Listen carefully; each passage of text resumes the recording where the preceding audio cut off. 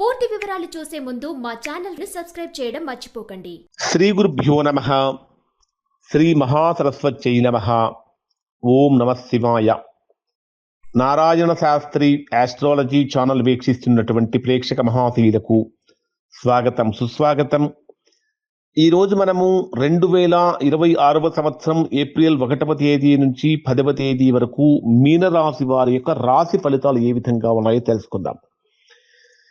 ఈ 10 రోజులు మీనరాశి వారి జీవితంలో జరగబోయేటటువంటి అత్యంత కీలకమైన సంచలనాత్మక మార్పులను ఈ వీడియోలో పూర్తిగా విశ్లేషించడం జరిగింది.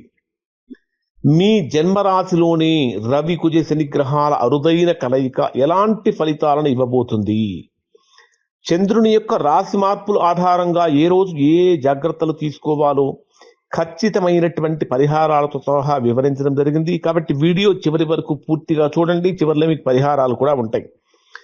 ఇక్కడ ఆత్మీయమైనటువంటి ప్రేక్షకులకు నమస్కారం.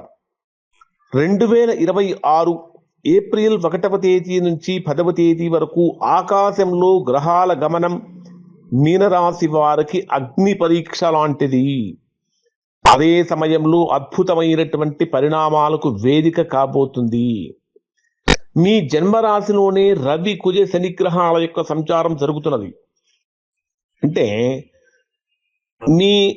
ఇక్కడ మీకు మీ శరీరం గురించి, మీ వ్యక్తిత్వం గురించి, మీ ఆలోచన విధానం ఇవన్నీ కూడా ఇక్కడే ఉంటాయి. మీ ఆత్మకారకుడైనటువంటి రవి, పరాక్రమకారకుడైనటువంటి కుజుడు మరియు కర్మకారకుడైనటువంటి శని, రవి కుజ శని గ్రహాలు కలవటం వల్ల మీలో విపరీతమైన కోపం, ఆవేశం మరియు అదే సమయంలో పని పట్ల విపరీతమైన ఒత్తిడి పెరుగుతాయి. మీరు చేసే ప్రతి నిర్ణయం మీ భవిష్యత్తును శాసిస్తుందా అనిపించేటటువంటి విధంగా ఉంటుంది. మీ రాశికి 12వ స్థానమైనటువంటి కుంభరాశిలో, 12వ స్థానాన్ని వ్యయస్థానము అంటాము. కుంభరాశిలో రాహువు మరియు బుధుడు కలిసి ఉన్నారు. వ్యయస్థానంలో సంచరించేటటువంటి బుధరాహు గ్రహాల యొక్క కలయిక వల్ల మొట్టమొదటగా ఏర్పడే సమస్య ఏమిటంటే నిద్రలేమి. ఎక్కువగా నిద్రపోకపోవటం అనేది జరుగుతుంది, నిద్ర పట్టకపోవటం జరుగుతుంది.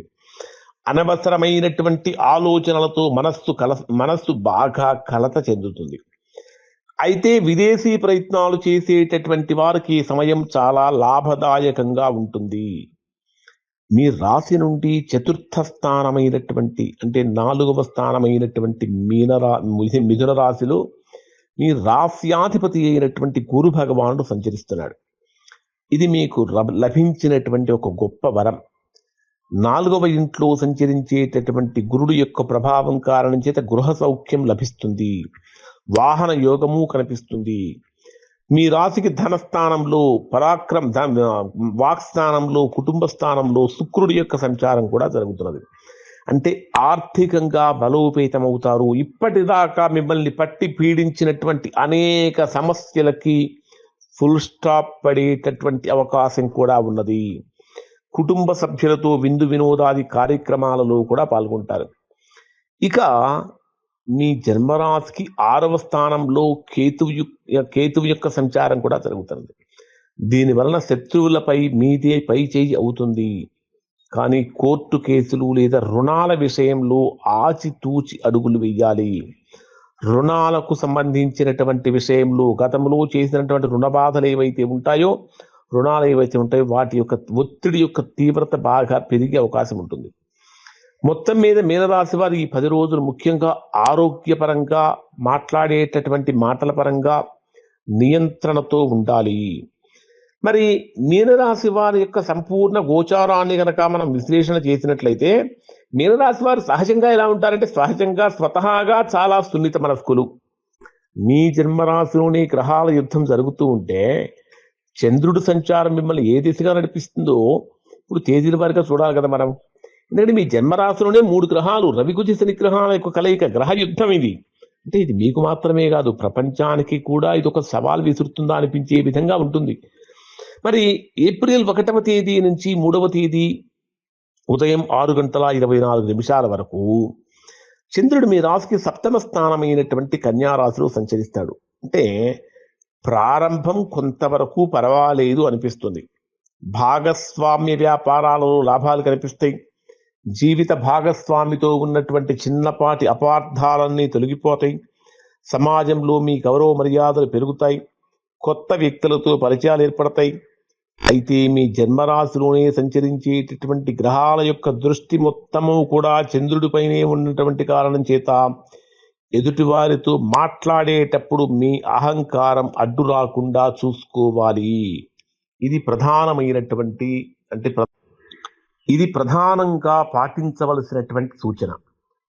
ఏప్రిల్ 3వ తేదీ ఉదయం 6:24 నుంచి 5వ తేదీ సాయంత్రం 6:06 వరకు మీ జన్మరాశికి అష్టమ స్థానంలో చంద్రుడి యొక్క సంచారం ఉంటుంది.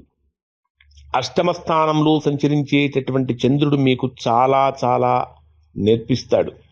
అంటే ఈ 2 రోజులు కూడా మీనరాశి వారు అత్యంత జాగ్రత్తగా ఉండవలసినటువంటి సమయం. మనస్సులో తెలియని భయం వేధిస్తూ ఉంటుంది. ఎవరితోనూ వివాదాలకు వెళ్ళకూడదు. ముఖ్యంగా రోడ్డుపై ప్రయాణాలు చేసేటప్పుడు చాలా జాగ్రత్తగా ఉండాలి. అపరిచితులకు మీ రహస్యాలు చెప్పకండి. ఆర్థికంగా అనుకోనటువంటి ఖర్చులు రావచ్చు. ఈ 2 రోజులు మౌనంగా ఉండి దైవ ప్రార్థన చేయటం మీకు రక్షణ కవచంలా ఉంటుంది. ఏప్రిల్ 5వ తేదీ సాయంత్రం 6:06 నుంచి 8వ తేదీ ఉదయం 6:03 వరకు ఉండేటటువంటి సమయంలో చంద్రుడు మీ రాశికి భాగ్యస్థానం అంటే 9వ స్థానమైనటువంటి వృశ్చిక రాశిలోకి ప్రవేశిస్తాడు. అంటే అష్టమ చంద్రుడి యొక్క తీవ్రత నుంచి ఒక్కసారిగా బయటపడి అదృష్టం వైపుగా అడుగులు వేస్తారు. అంటే తండ్రి యొక్క మద్దతు కూడా లభిస్తుంది. పెండింగ్లో ఉన్న పనులు వేగంగా పూర్తవుతాయి. దేవాలయ సందర్శన లేదా ఆధ్యాత్మికపరమైన యాత్రలు చేస్తారు. ఉన్నత చదువుల కోసం చేసే ప్రయత్నాలు ఫలిస్తాయి. మీ రాశినాథుడు గురువు పట్ల భక్తి పెంచుకుంటే ఈ సమయంలో ఊహించని విజయాలు దక్కుతాయి. ఏప్రిల్ 10వ తేదీ ఉదయం 6:03 నుంచి 10వ తేదీ రాత్రి వరకు ఉండేటటువంటి సమయాన్ని పరిశీలిస్తే ఈ సమయంలో చంద్రుడు మీకు దశమ స్థానం అంటే కర్మస్థానమైన ధనుర్రాశిలో సంచరిస్తూ ఉంటాడు. ఈ 3 రోజులు మీ వృత్తి జీవితానికి సంబంధించిన చాలా కీలకం. ఆఫీసులో మీ పనితీరుకు గుర్తింపు లభిస్తుంది. కొత్త బాధ్యతలు చేపట్టే అవకాశము ఉంది. రాజకీయ మరియు సామాజిక రంగాలలో ఉన్న వారికి ప్రజల్లో పేరు ప్రఖ్యాతులు పెరుగుతాయి. వ్యాపారస్తులకు ఈ సమయం చాలా లాభదాయకంగా ఉంటుంది. మీ కష్టానికి తగిన ప్రతిఫలం కూడా దక్కుతుంది. ప్రతిరోజు ఉదయం ఆదిత్య హృదయం పారాయణం చేయటం వల్ల మంచి ఫలితాలు పొందుతారు. దీనివల్ల రవి కుజ శని దోషాలు తొలగి ఆత్మవిశ్వాసం పెరుగుతుంది. శనివారం రోజున శివాలయంలో అభిషేకం చేయించుకోవటం కూడా మంచిది. కుజుడి యొక్క అనుగ్రహం కోసం మంగళవారం నాడు సుబ్రహ్మణ్య స్వామికి లేదా ఆంజనేయ స్వామికి దీపారాధన చేయటం చాలా మంచిది.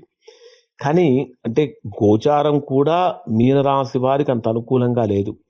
ఎవరైనా సరే మీనరాశి వారు తీవ్రంగా ఇబ్బందులు పడుతున్నట్లయితే అంటే ఉద్యోగ విషయంలో, వ్యాపార విషయంలో, ఆర్థికంగా, ఆరోగ్యపరంగా, కుటుంబపరంగా ఇలా సంతానపరంగా ఏదో ఒక సమస్యతో బాధపడుతున్నటువంటి వారు ఖచ్చితంగా ఆ సమస్యకు మూల కారణం ఏమిటో తెలుసుకోవాలి. అంటే మీ వ్యక్తిగత జాతకాన్ని పూర్తిగా పరిశీలన చేయించుకొని దోషం ఎక్కడ ఉందో తెలుసుకొని దానికి తగినటువంటి విధంగా దోష నివారణ కనుక చేయించుకుంటే చక్కగా సత్ఫలితాన్ని పొందుతారు. ఇవి మీనరాశి వారికి సంబంధించినటువంటి ఫలితాలు. శుభం.